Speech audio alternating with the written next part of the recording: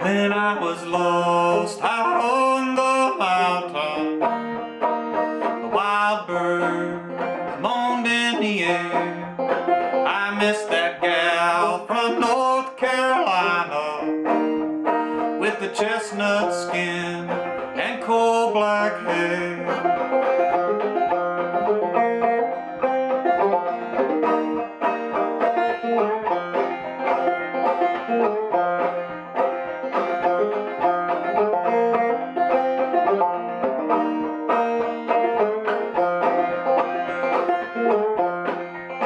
When I'm asleep and I dream about her, when I'm awake I see no rest. Every moment seems like an hour, and many a tear for her I've shed.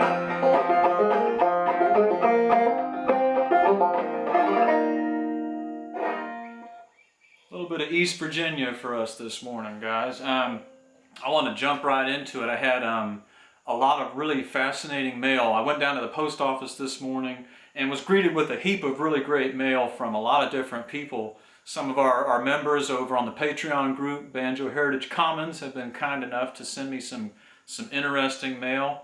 A couple of books that I ordered came in, and a really important collection of field recordings came in from the Tennessee Folklore Society. And I think this is all going to be relative and fascinating to you also. Let's do a big show and tell mail call episode. But first and foremost, the most important thing that I'm perhaps the most excited about, well, there's no perhaps about it, I'm definitely very excited about this. The long-awaited release of Banjo Roots and Branches. It is finally out, y'all. Banjo Roots and Branches, edited by Dr. Bob Winans. He's a professor emeritus of American literature and folklore up there at Gettysburg College. I didn't know he was at Gettysburg. I've of course been to Gettysburg many times. But you've all, I'm sure you've heard me talk about this book over on the Patreon group. Certainly, if you're a member over there, I have posted, you know, the picture of the cover and the preview and stuff of what it's going to be. Y'all, this book was 10 years in the making. And it looks like there's about 10 different contributors here. Greg C. Adams, he's a noted ethnomusicologist and archivist. Dr. Chuck Lavina. Now, Chuck is a physician. He lives down in Florida, last I checked. I've actually met him, been to his house a time or two when I was young.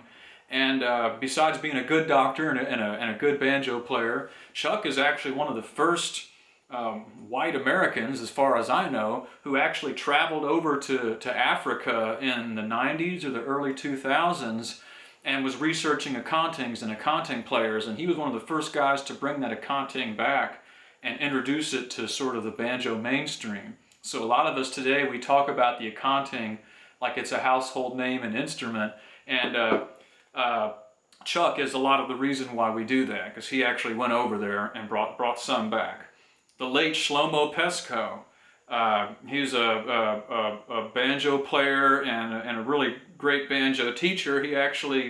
He's one of the guys, if not the guy, who's really responsible for teaching young Nora Brown. If any of y'all know who Nora Brown is, she's a 12 or 13-year-old banjo picker up there in New York, and she's really taken off. And Shlomo was, I think, her first teacher, one of her early teachers. He's recently passed away.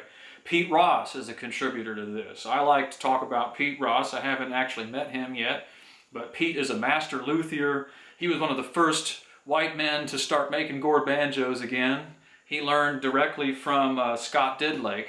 Just as Scott was dying, Pete learned his craft from him. So Pete is, and he's done a lot of important research too, I think.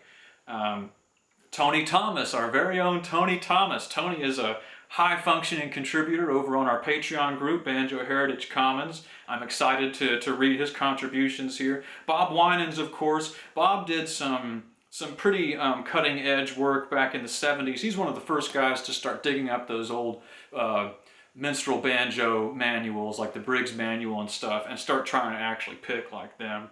And of course, my favorite, my longtime friend and mentor, George R. Gibson of Knott County, Kentucky, has a very, very important piece in this book, Banjo Roots and Branches. I'll just go on for a few more minutes about this because I'm so excited about this book, y'all. But so here it says, wide-ranging and illustrated with 20 color images, Banjo Roots and Branches offers a wealth of new information to scholars of African American folk music as well as the worldwide community of banjo aficionados. So that just really says it all right there, guys.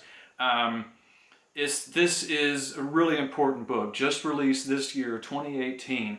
If you are interested in Black history or Black folk music in this country, if you're interested in American history, if you are interested in the banjo, if you, like me, consider yourself a banjo aficionado, you have to buy this book, okay? I'm going to have a link in the description, so go check it out. You can order it directly from the University of Illinois Press, which is what I did. So seriously, guys, if you're into the banjo, and particularly banjo history, I'm afraid if you don't get a hold of a copy of this book, you're going to get left behind this year, because this is absolutely cutting edge, brand new research. A lot of this is going to probably blow some minds and turn some things upside down. So please get this book. And also, yeah, just to show you, it's not just an exhaustive, boring old historical tome. It's full of color photos. So if you're not somebody, if you're somebody who likes a lot of pictures in your book, well, this has a lot of pictures. I'm passing through some black and white photos. I'm passing through some little snippets of some tab and some sheet music. So go ahead and get this book, guys. I'm going to put all the links down in the bottom. Banjo Roots and Branches from University of Illinois Press, edited by Dr. Bob Winans, and just released this year. Please get a copy of this book. Okay, shut up, Cliff. The next thing I want to talk about is our friend Dr. Scott Sandage. Scott is really cool. He doesn't like it when I call him doctor, I don't think, but the man holds a PhD in history, I believe. So Dr. Scott, he and I have corresponded off and on for a couple of years now. And Scott was kind enough to send me this original fall 1974 edition of Foxfire. That's old Stanley Hicks right there, picking one of his homemade banjos in Watauga County, North Carolina. We are not directly related, as far as I know. But this is a great book. There's some tabs in here and on the back. And I have never gotten my mitts on an original Foxfire magazine. And Scott knew just the one to send me. This is Foxfire number 3 that teaches us how to make banjos. Teaches us how to make several different kinds of banjos in here. So this is great. You've got Leonard Glenn, Stanley Hicks, and a couple of others. It even teaches you how to make the more modern kind.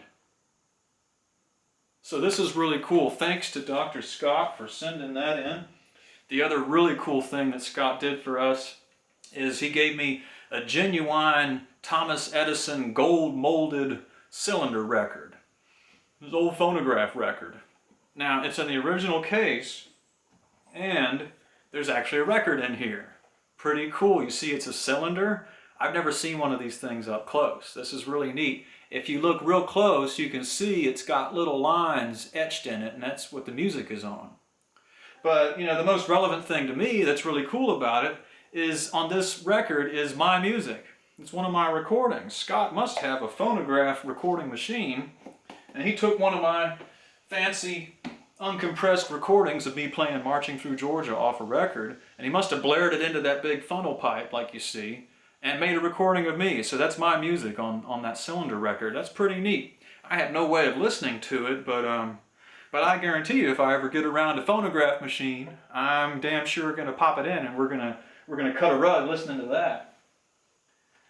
Other really important thing, guys, I just got this Let's see if I can get the glare out of it. The Pine Breeze recordings in the mail. This is a huge 2-disc set of some really important field recordings, and they're kind of rare and hard to get. I'm going to send you the link. You have to go through Jubilee Records and the Tennessee Folklore Society to get this, guys. But these were put together by Ron Williams and his students back in the 1970s and 80s. And it's got a lot of really extensive liner notes in here. Let's see. This looks like, you can see Ron there on the guitar picking with some of these old timers. This is really important, guys, and not a lot of people have heard these. They're really good, and you've got to get a hold of a copy of this. Between 1975 and 1981, the students of Pine Breeze Center in Chattanooga, Tennessee released 8 LPs of field recordings of local traditional musicians. There is some rare music on here, y'all, and I know from talking one-on-one with Ron Williams, he said that almost all the banjo pickers on these 2 discs that they found around Chattanooga, almost all of them, if not all of them, were 2-finger banjo pickers, thumb lead, index lead pickers. And that's kind of unusual nowadays.